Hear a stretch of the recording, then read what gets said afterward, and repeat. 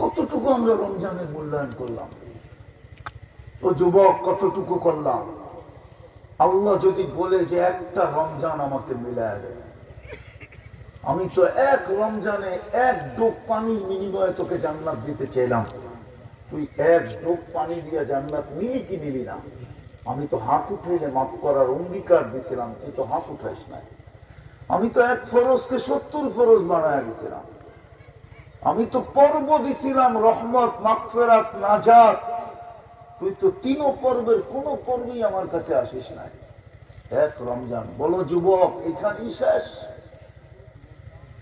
মুজ ফুর্তি এখানেই শেষ? মুজ ফুর্তি বোঝো? আরে সিলেটের মানুষ মুজ ফুর্তি বুঝেন না? মনে হয় বোঝে না। বুঝেন? এটা এখানেই শেষ। আর রাদিতুম বিল হায়াতিদ দুনিয়া